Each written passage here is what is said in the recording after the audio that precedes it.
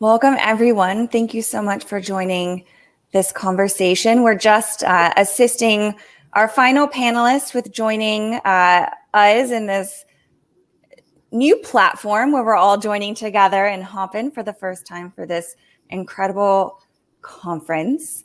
My name is Sarah Pariser, she and her, and I am a philanthropic change-making consultant, and I'm so proud and honored to have been a part of the planning committee for Women Funded 2021. Thank you for joining us today.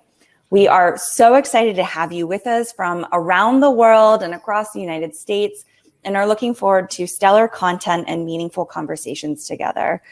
And with that, we'll get started with an incredibly timely and relevant conversation: foreign policy, a feminist perspective on the failures in Afghanistan. And so with no further ado, I will let the speakers take it from here. Thank you so much. Thank you, Sarah. We are waiting for one more panelist to join us.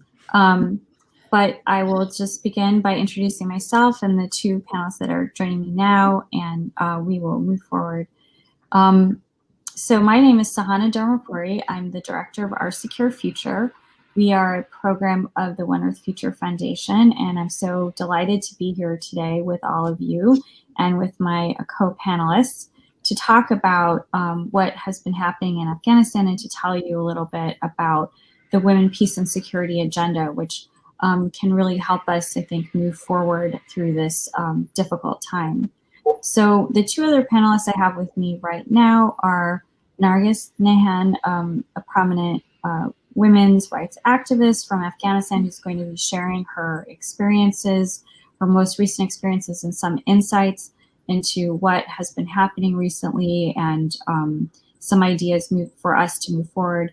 And then Patricia Cooper, who runs the Women's Regional Network and is the founder of that, and a generous donor to women's rights issues all over the world. We're really delighted to have both of them join us. We are also waiting for Patricia Foley Hinnen to join us, who's really been the mastermind of this panel and has encouraged us so much to come together and discuss the Women, Peace, and Security agenda with all of you. So Patricia's trying, just so you know, Sahana, she's trying to get on. Okay, all right, well, that's great. Well, hopefully she'll be able to join us and jump right into our conversation today. I'm just gonna take a minute to tell you a little bit about Women, Peace, and Security, and the fact that we actually, the United States, we do have a Women, Peace, and Security law, an act that was passed in 2017. But before I do that, I would like to tell you a little bit about Women, Peace, and Security, and why are we looking at security and peace through the lens of women.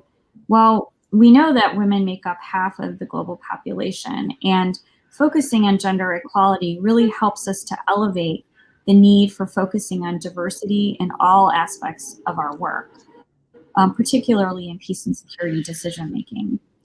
And we also know that women view security differently, they experience security differently, and because of that different experience and different values and priorities, they're able to offer much more comprehensive and nuanced insights into how we can improve peace and security for all people, not just for women in society.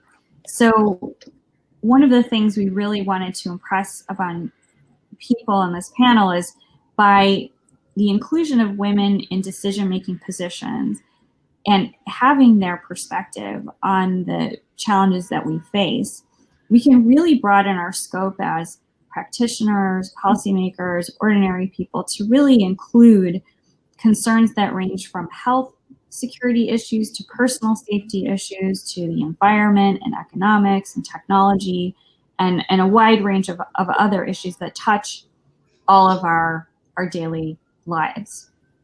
And this is really the genius behind Women, Peace, and Security and the Women, Peace, and Security agenda.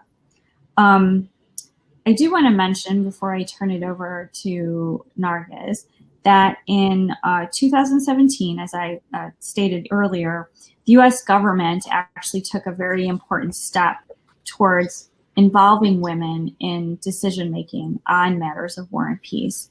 And they signed into law the Women, Peace, and Security Act. It was a bipartisan effort. And doing that, it really made clear that the US government was making a commitment, a very strong commitment to the meaningful inclusion and participation of women, particularly in the prevention and the resolving and rebuilding after conflict as a US foreign policy priority. So we do have that enshrined in our national legislation. I think the discussion today is going to center on how well we're actually able to do that or meet that commitment or not.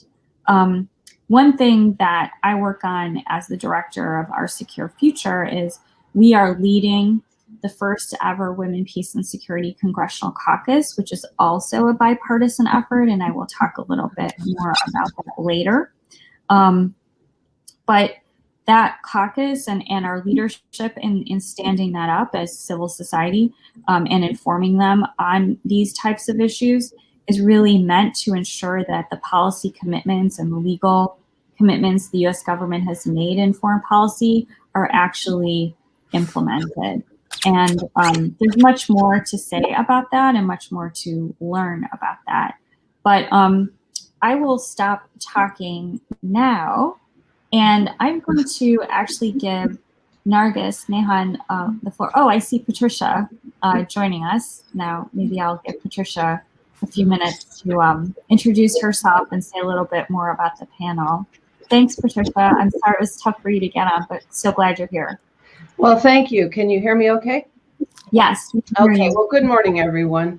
I was so inspired by the other panel, and then somehow I lost the connection. So I'm Patricia Foley Hinnen. I'm the founding CEO of Capital Sisters International. We're a nonprofit organization, and we finance $100 microloans for women in developing countries. I've had the great privilege to finance Afghan women's loans for the last 20 years. As you can see from Sahana's remarks, this panel has a lot of experience in Afghanistan, and we all have foreign policy experience. So together, today's panel is all about using a gender lens to examine foreign policy failures in the context of Afghanistan. We're going to try and reimagine what the future might have looked like if there had been a foreign policy that took women's needs into consideration.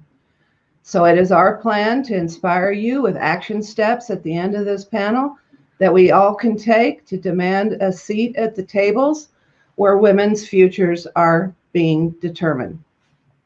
We know that women's voices were not represented when critical decisions were made about Afghanistan, even though we have laws on the books all over the world that require women's full participation, as Sahana said, at all stages of international peace and security decision-making. In spite of these laws all across the world, over the last 2 decades, women have represented only 2.7% of chief mediators, less than 9% of negotiators in formal processes, and they're only 4% of all signatories to peace agreements. Well, this is happening in spite of all the data that show when women are involved, solutions are more inclusive, they're more comprehensive, and they're more sustainable. A feminist foreign policy challenges colonial, racist, patriarchal, and male-dominated power structures because it's based on the overarching principles of human rights, equality, and the protection of fundamental freedoms. And it prioritizes diplomatic responses in conflict situations over the assumption of armed intervention. For far too long, women have had their futures and those of their families decided by the very men who took up guns and who are then allowed to divvy up the spoils of war in internationally backed peace processes. We believe that having women at the peace tables would prevent a lot of the world's problems. We're tired of watching so much death, atrocity, displacement, starvation, suffering that could have been prevented with better leadership. We all work in international development, and most of all, we're tired of mopping up all the messes made by decision makers who did not consider women's needs and circumstances. I know firsthand how much it matters to bring a gender consideration into major foreign policy and security initiatives. I spent the first half of my career working for Congress and the State Department, where that was my responsibility, apply a gender lens. And I can tell you it makes a huge difference in the outcomes, because guess what? Women lead differently, we think differently, we prioritize differently, and most of all, we solve differently. Women are also impacted in unique ways by war, conflict, and violence. But because we're not at the table, we have a world that's blind to our needs and circumstances. So we're here today on this panel, as Sahana said, to inspire change in the status quo. So let me tell you a little bit more about our panelists. You've already heard from Sahana. She's amazing. I'll tell you about all of us. I started Capital Sisters International 20 years ago to finance $100 microloans for women who have no access to traditional banks. I created the first woman's bond in the world to finance these loans. We sell a $1,000 impact bond to the general public, and we're considered pioneers in the field of gender lens investing. Impact investing is a rapidly growing field, and women in particular are increasingly aligning their investments with their values. As we heard from this morning's panel, we're all about disruption. We're all about inclusion. To date, we have raised finance for 100,000 microloans in 25 countries, including Afghanistan. With repayment rates historically exceeding 98%, it turns out that investing in hardworking entrepreneurial women is smart investing. Who knew?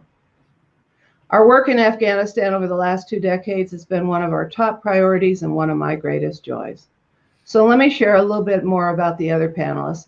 Sahana told you about her work as director of our Secure Future. She has extensive experience in the gender space. She's advised the US government, NATO, the Swedish Armed Forces, and Canada. And I think she's going to try to show us a video. This act that she's going to tell us about was the first comprehensive legislation in the world to mandate the meaningful inclusion of women in all aspects of peacemaking. Clearly, that act was ignored and even undermined in the case of Afghanistan. Then we're going to hear from Patricia Cooper. Patricia founded the Women's Regional Network for Afghanistan, Pakistan, and India. They convene women leaders from civil society organizations in the region to address corruption, extremism, and militarization as it impacts women's security in South Asia. Patricia will share why it's so important that women leaders from affected regions be deeply involved in peace negotiations, policy making, and governance. Nargis Nihand, our final panelist, is a prime example of the power of women activists. She founded Equality for Peace and Democracy in Afghanistan 14 years ago. She was a cabinet member of the former government, and she's worked tirelessly to address corruption and promote women's participation in governance. We're so pleased she could join us from Europe to tell her amazing story. Then we're going to wrap up the panel with a discussion of action items that we can all take, and in the end, we'll have time for your questions. Our goal today really is to inspire you to join us in demanding our place at the table. And with that, I'll hand off to the other panelists. I don't know, Sahana, if you're planning to show the video, you can go ahead and do that. Otherwise, we'll move on. Okay, actually what my colleague Hannah Proctor has put in the chat a link to the video just in the interest of time, so we can move on to Nargis and give her the floor so she can tell us a little bit about her experience and what's been going on in Afghanistan. Thank you very much. First of all, I have to thank the organizers for arranging today's event, which I believe is very much important. As mentioned about the organizers and WRNO being one of them, I was one of the women that Patricia Cooper met when she founded the Women Regional Network, and still the organization that I'm working for, and I founded Equality for Peace and Democracy, is the physical agent working very closely with WRN in Afghanistan. So, as you all know very well, that everyone is thinking that Afghanistan is a failed project. After spending 2.6 trillions of dollars in the last 20 years, there is corruption, there is conflict, there is impunity, there is weak governance, and there is rule of law. We have lost 76,000 Afghan civilians, 78,000 Afghan military, and more than 4,000 international forces. So that is why there has been always a fatigue among the policymakers whenever they have been talking about war in Afghanistan. But one thing that I want to share with you today, that despite all these challenges that everybody is talking about in Afghanistan, Afghanistan has also experienced a drastic transformation as a society in the last 2 decades. I'll give you very few examples. For example, girls' enrollment, that today, after capture of Taliban, we have that right now in zero, that increased to 40% from 6% that we had in 2003. Girls' enrollment in university increased to 5%, literally from zero that we had during Taliban time. 22% of women had jobs in public sector, private sector, and non-governmental sectors.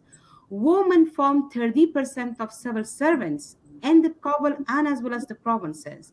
50% of the teachers were female. 27% of member of parliament were women. More than 3,500 women owned small to medium small scale businesses that they were creating employment for thousands of people. Women served as ministers, ambassadors, deputy ministers, advisors, and different positions in the public sector and as well as in private sector.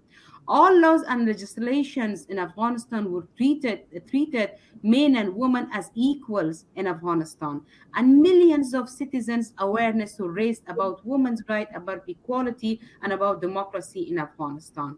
Well, this all happened because of the hard work that Afghan women put together, but we also had the financial and political support of the international community, for which we have been very, very grateful.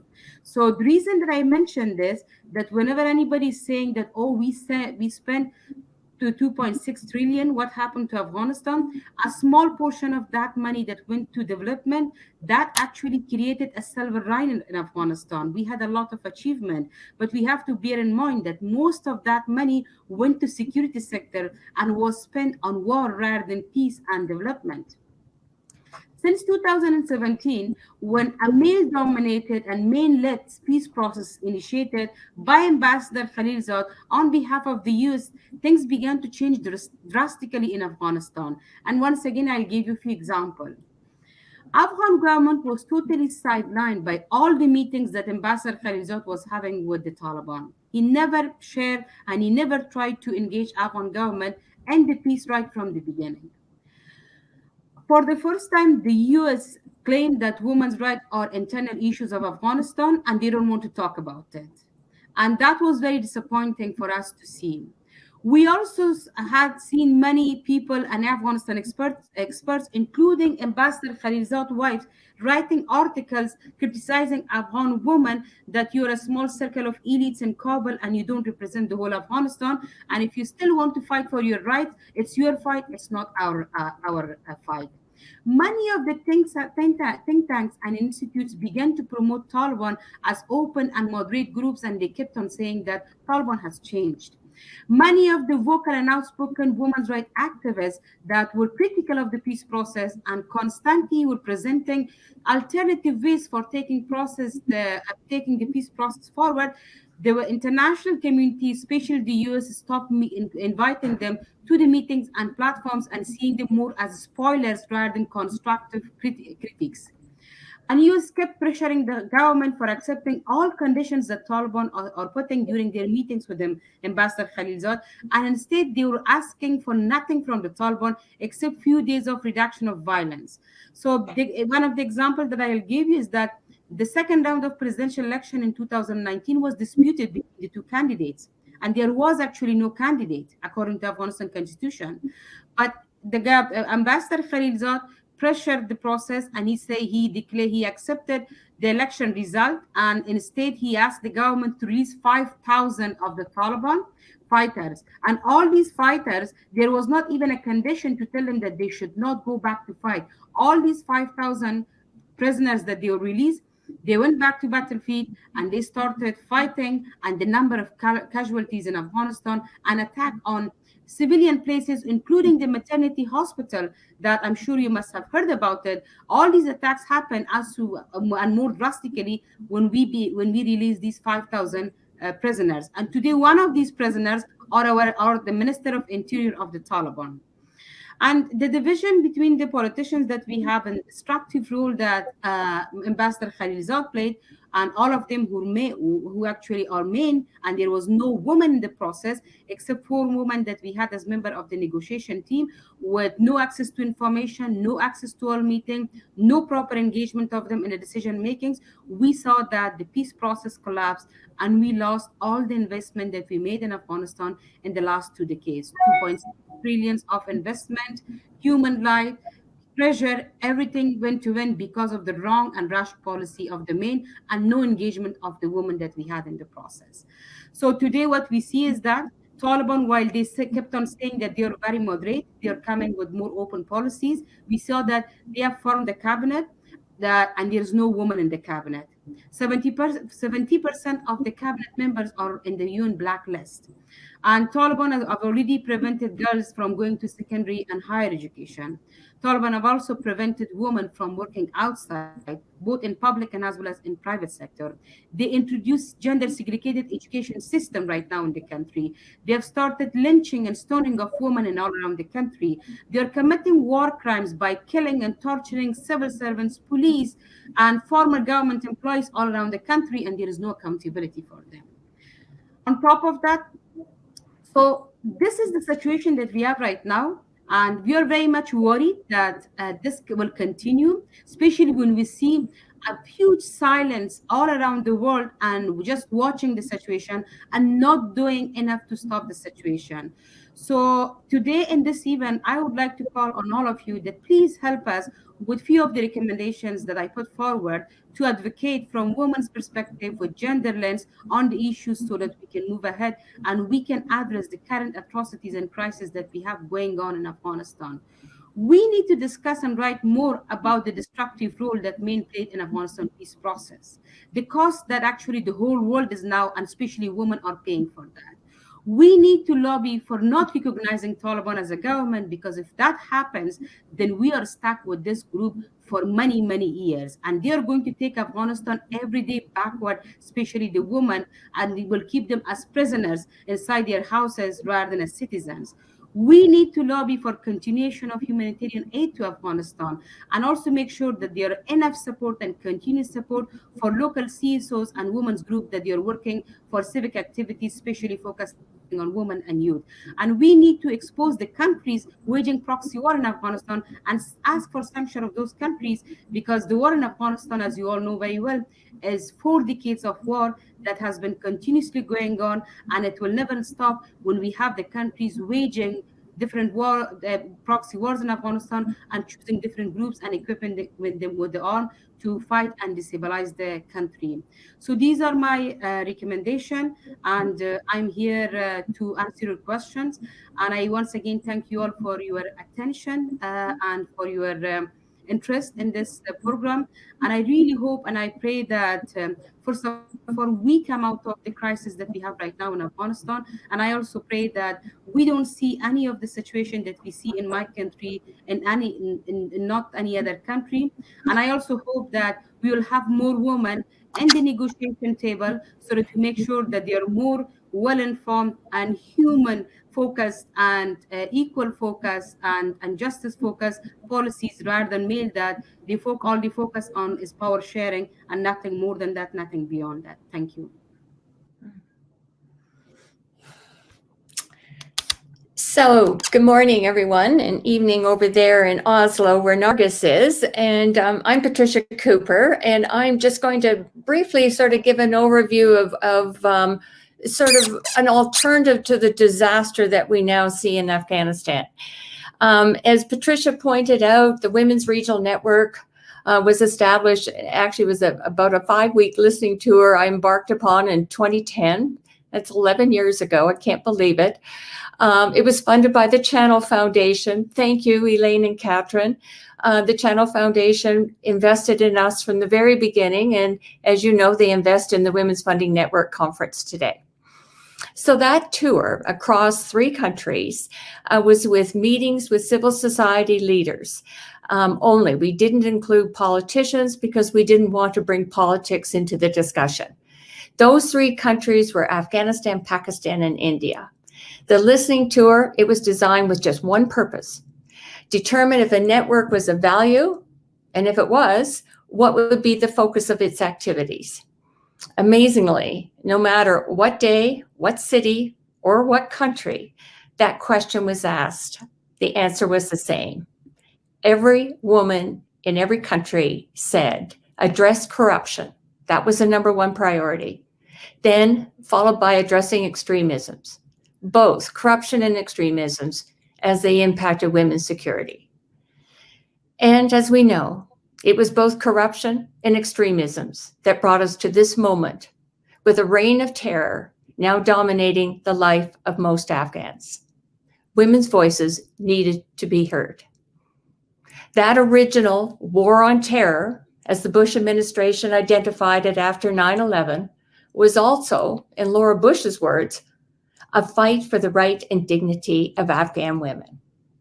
Yet that fight brought about the highest rates of widowhood in the world. The so-called saving women line was a false promise to the women of Afghanistan and to all women around the world, as Nargis has just pointed out. Whoa, sorry.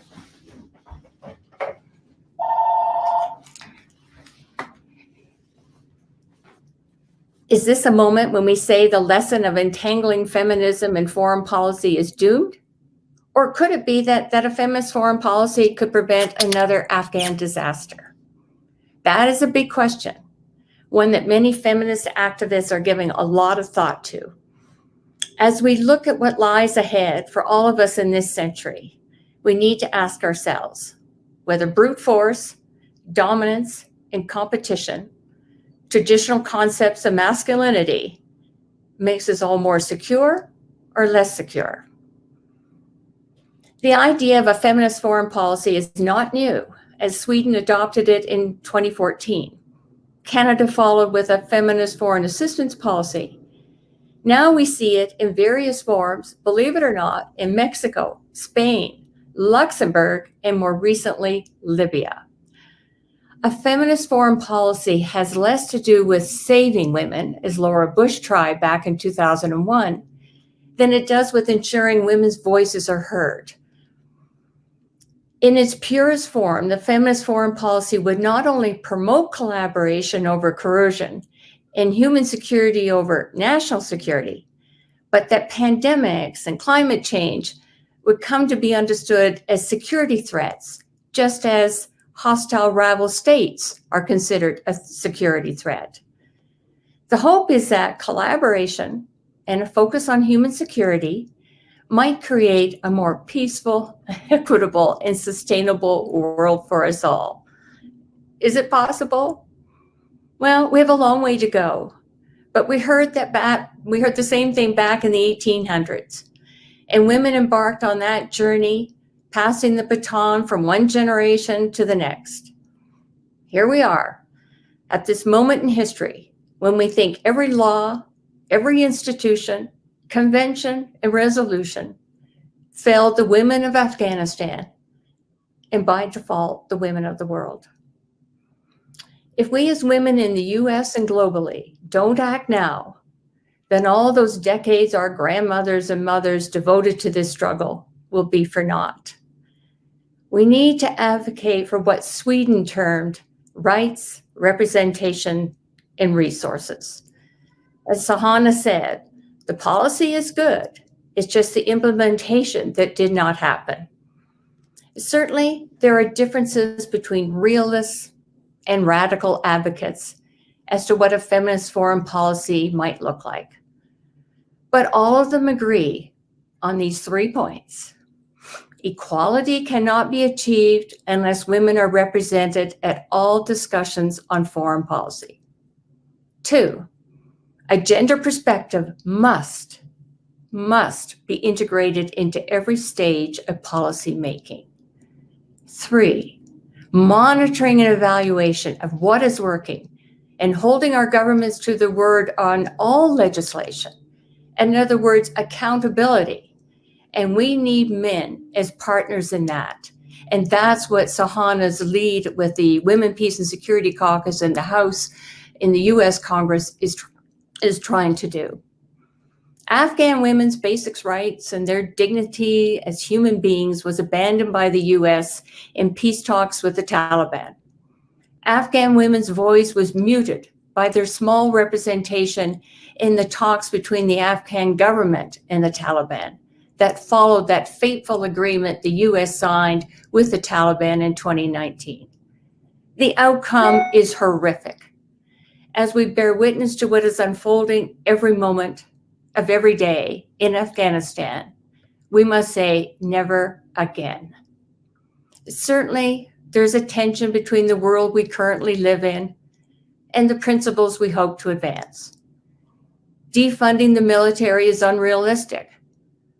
But what the Women, Peace, and Security Act of 2017 that Sahana was referring to tries to do is to have military decisions made through a process that values the goals of people, peace, and planet. Now there's a vision we're striving for. Thank you. Off to you, Sahana.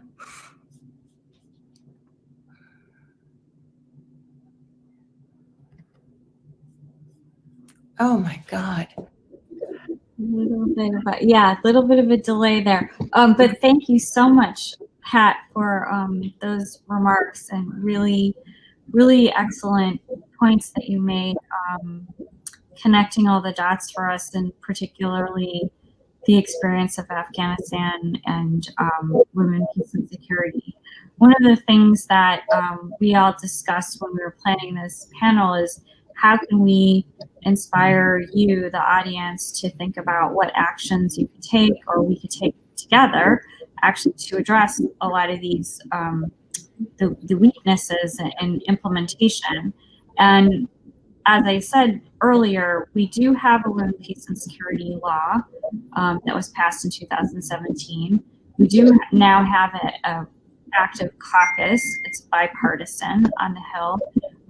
One of the things that we can do collectively is to continue to encourage our members of Congress to participate in the caucus and to be very active in asking how the U.S. government, how the different agencies are actually implementing the law, which actually requires Department of Defense, the State Department, the Agency for International Development, and the Department of Homeland Security to all have very thorough implementation plans and monitoring and evaluation plans, which include training and the engagement of women and consultation with women in the countries that the U.S. Has embassies and missions and other types of programs and security cooperation activities in. So I think that's one action definitely people can take, is to find out more about the Women, Peace, and Security Caucus, which you can definitely visit our website, oursecurefuture.org, or the two co-chairs of the Women, Peace, and Security Caucus are Representative Lois Frankel and Representative Michael Waltz, and they both have something on both of their websites as well about the current membership, which is about 23 congressional members. We'd love to expand that membership. So if you don't see your member representative there on the House side, you can definitely, that's something you can do, is definitely encourage and advocate for your member, your representative to join and be active in the caucus. Another aspect of this is to definitely learn more about the different issues and different issue sets around the world and different conflicts and what women are doing and how much work is actually going on by women in other countries, particularly in conflict zones, to have very different outcomes to influence peace and security decision making. We have found a really great resource in a series of documentary films that PBS produced called Women, War, and Peace. And I see Hannah is posting Representative Walsh's website in the chat, so you can see the caucus. Maybe she'll find the link for the PBS documentary films. You'll also not only learn a lot from those, but also enjoy very much the inspiring stories of women from so many places in the world who are really trying to work for a better world and better countries. Another aspect I think that we can all take action on is connecting with other women. And we've heard from Nargis today and Patricia and Pat about their work and their organizations. I think those are really important people to try to reach out to and connect and support the work that they're doing. I know Pat Cooper and I believe Patricia have been involved in helping to create safe houses for women in Afghanistan. Nargis continues her work where she is in Oslo now. One aspect of this, just as we've heard from Nargis today, it's very important to lift up the stories of women. It's very important to hear our different stories and our different experiences. And that is something that we can all do, is lifting up the individual stories that really resonate and that are relatable to not just ourselves, but to other people. I think that we mentioned the use of social media platforms, and I think that's another way that ordinary citizens who are interested in these concepts of feminist foreign policy and how to improve U.S. foreign policy by including women's voices, we can do a much better job, I think, of being present online, using social media tools to really expand this conversation and make it not just expand in terms of numbers, but also bipartisanship and intergenerational participation across, not just domestically, but internationally. I think social media has so much potential for raising women's voices and their stories. So I think that's something that we could all explore much further and put more resources into. One other point that Pat had raised was about engaging male allies. That's a unique project that actually we are running at Our Secure Future, but I know many other organizations try to do this as well, which is to really cultivate male champions of gender equality. And actually, I think that there's definitely a growing number of male champions for gender equality, but they may not actually be aware of women, peace, and security, or they may be acting very much in isolation from each other.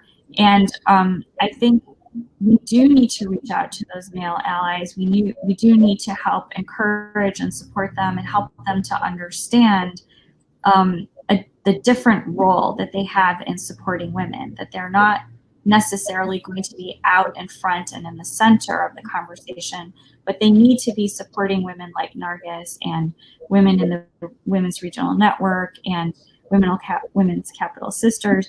These types of efforts do need to be seen as efforts that benefit everyone and include everyone. So those are just a few thoughts that I have about taking action, both from sort of personal perspective, individual actions people can take online, but also just all encouraging us to have more conversation, more connection with the women who are really at the forefront and taking all the risk and responsibility on to do this work. I am just looking at the time, and it looks like this might be a good time to break for questions. Feel free to put your questions in the chat or the Q&A section on the right-hand side of our session. Sahana, I see we have one question already in there. Great. People are interested in hearing more about Nargis, how she got out. her personal story, her journey, to the extent that you feel comfortable sharing that. And please do put in your questions under the Q&A button on the right. So Nargis, can you share with us a little bit of your personal journey, when you left and how you left? Yeah. First of all, the situation that A little bit louder if you could. okay. When the situation happened to Afghanistan, it came as a huge surprise to all of us. None of us were ready about it. When we were talking We're with still having people, trouble hearing you. Can you get a little closer? okay, is it better now? Yeah, good. Okay. So, the situation that happened to Afghanistan came as a surprise for all of us. And everybody was telling us that, oh, don't worry, we have between 3 to 6 months before Taliban take Kabul.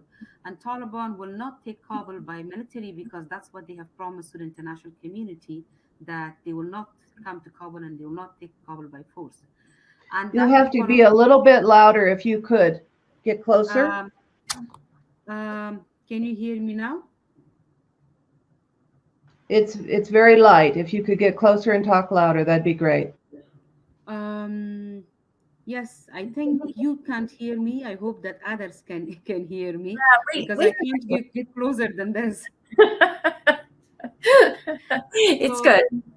yeah, okay, good. So yeah, the situation that happened took all of us by surprise.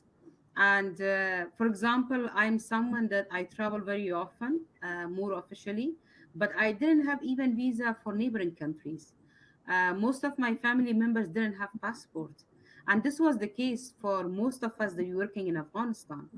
And then suddenly, within few days, major provinces fall, and then after that, the president escaped, and that created a huge political vacuum that Taliban made as excuse to come and enter Taliban within a day and take over everything. And then after that, the chaos started. Everybody was rushing to the airport and they wanted to get out. I'm still trying to understand that, like, yes, Taliban are very horrible, but are they that horrible that we had thousands of people in Kabul airport and the bordering provinces and everybody wanted to run away? And that also shows the level of frustration that people have with violence and extremism and war in Afghanistan. That everybody knew that, okay, return of Taliban is going to be return of another dark era in Afghanistan, and we don't have the stamina to once again go through that. So everybody wanted to run away wherever they could. I myself, I went to airport when the State Department approached me, and they said that we can evacuate you with your family members. You just need to go to airport. I went to airport and I spent more than 6 or 7 hours. And after that, my father fell sick, and he was fainted. My niece, she fell, and she was about to be, totally run over by the people, and my brother had to put himself on top of her just to help her to get up. Then we were like, okay, let's go back. We can't go like this. Second time again, we went and we waited for several hours. And then that was the time that my father was like, I can't take it. And if you guys are going, you can go, but I don't want to go through this process. So we came back and we made the decision that, okay, we're not going to go anywhere. We cannot leave my father behind and the sick family members. It's better for us that we stay. But then things became like more deteriorated, and we got the news that we are being followed. And they went to my house, the Taliban. They were searching for me, and and my driver also got one of the drivers that usually on weekends he was working with me. He was shot by 2 bullets, and then everybody was like, "No, we have to go out because we are more worried about you." And I was very lucky that at that time the Norwegian embassy approached me and they asked me if I need help. And I said, yes, I need help. And then they helped me with the evacuation. But very sadly, we had to leave behind my father with my sister because we just could not bring him. And my sister, we brought her 4 kids because she has 3 young girls that she was very much scared to keep them in Kabul.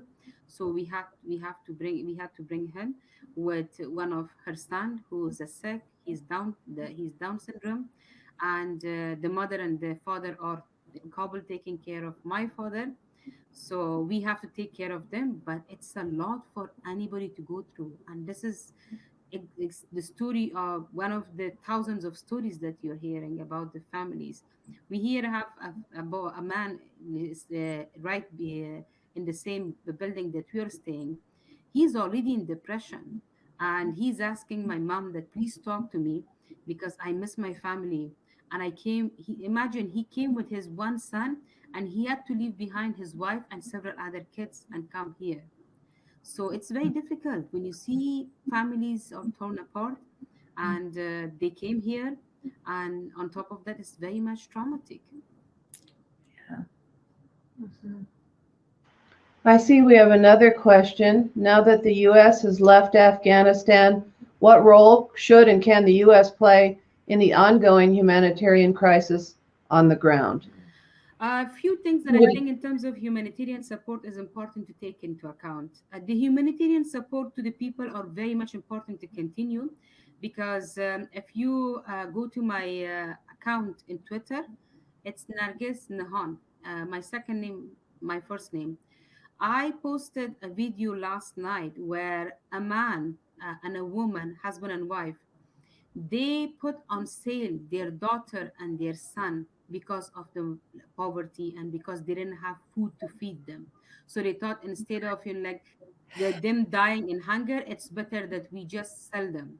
The cost of the buy was $228, and the cost of the girl is $114.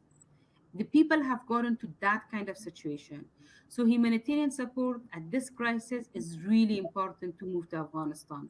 But humanitarian support should not be an excuse for the US and others to recognize Taliban government, to collaborate with the Taliban and to empower Taliban and making the humanitarian support as excuse. That should not happen.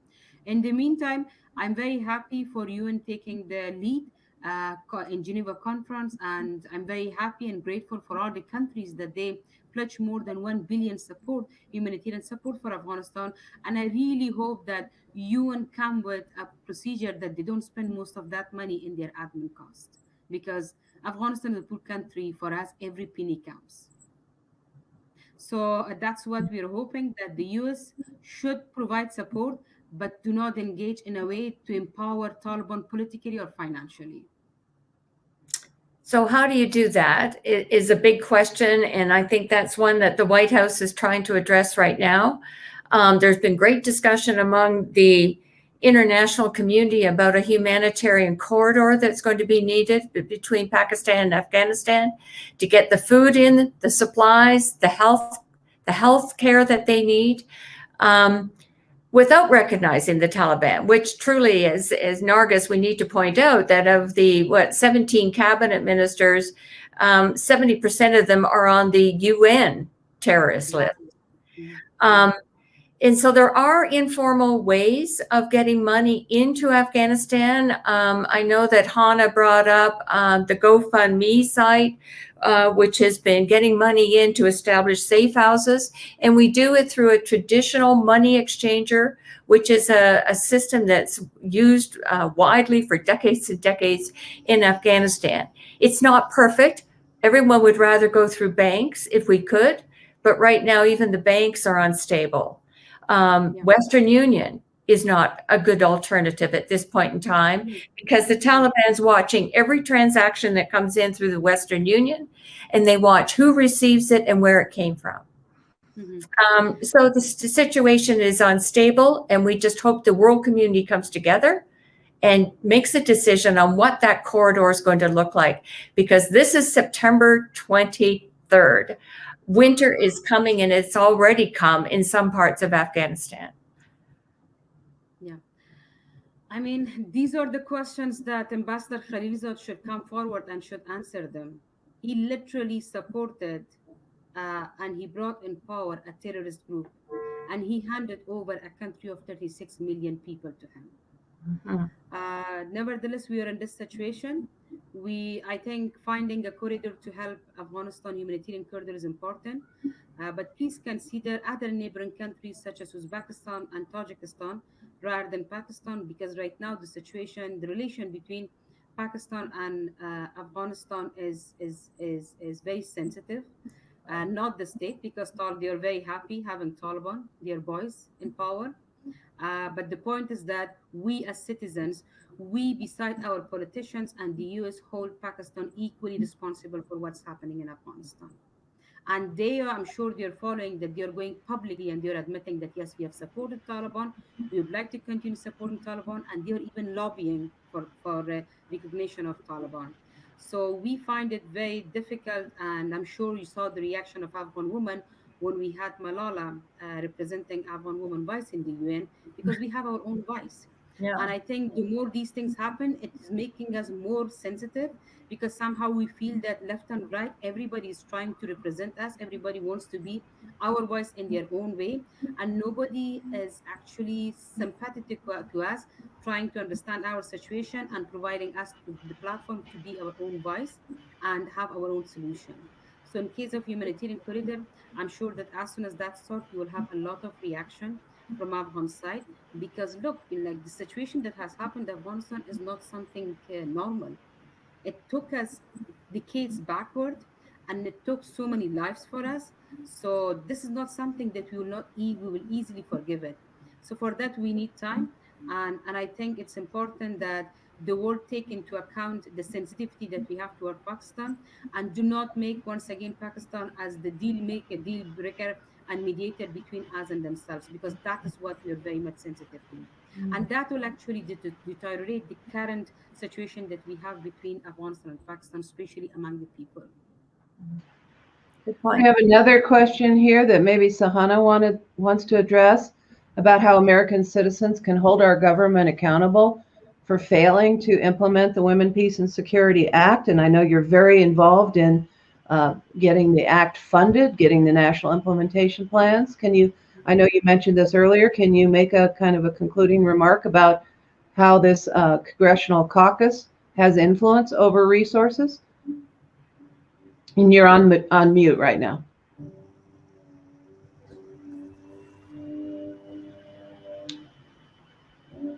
It looks like she's frozen a little bit. Can you unmute yourself?